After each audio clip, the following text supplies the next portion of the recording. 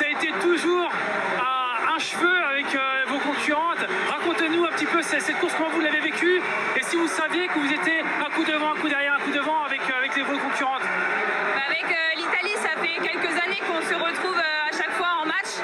Jusqu'à présent, on avait toujours perdu. Et pour pas grand-chose, comme il y a un an à Munich où c'est pour quelques millièmes. Et voilà, aujourd'hui, on avait le couteau entre les dents, on était toutes soudées. Et voilà, c'était encore un match contre l'Italie, on savait que ça allait être serré. Et voilà, notre coach, au bout de, quand il restait 6 tours à peu près, il nous disait égalité, on repassait, c'était égalité. Alors c'était des grosses sacoches les unes après les autres pour essayer qu'ils nous disent devant un dixième ou quelque chose comme ça. Et voilà, c'était jusqu'à la ligne et à fond. Et voilà, aujourd'hui, on a enfin, la malédiction est enfin finie, c'est bon. Alors on sait aussi que vous n'avez pas été sur le Tour de France justement pour optimiser vos chances, la préparation, les stages en montagne pour ces championnats du monde et pour gagner des gros points importants pour la qualification aux Jeux Olympiques. Racontez-nous un petit peu aussi ce sacrifice quand même, parce que je pense que c'était un sacrifice pour vous de ne pas faire le Tour de France féminin, mais aussi votre focus vraiment sur la préparation des championnats du monde. Ouais, c'est préparation pour les championnats du monde, mais surtout pour les Jeux, et on a un seul objectif, c'est d'être sur la boîte et être championne olympique à Paris. Donc ouais, c'est des sacrifices, mais on ne peut pas être partout. Il faut vraiment choisir les bonnes courses dans le calendrier et essayer de faire au mieux pour arriver en forme sur les grands événements comme celui-ci. Et ouais, on a fait le choix de partir à la montagne en stage. Marie était sur le Giro, elle. Et bon, ça va, ça porte ses fruits aussi.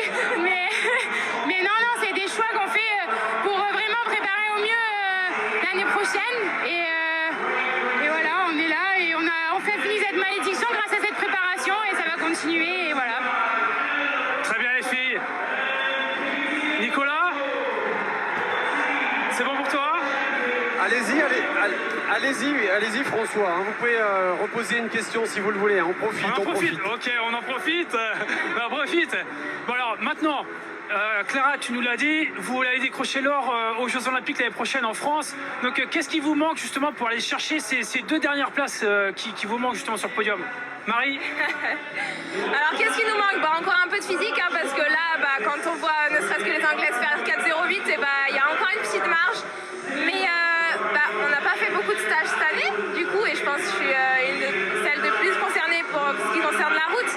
Mais on va travailler spécifiquement. On a déjà un programme établi sur tout 2024, et en plus on aura l'avantage d'être à la maison, donc on aura tout le public derrière nous. Donc déjà ça va donner une paire de jambes en plus.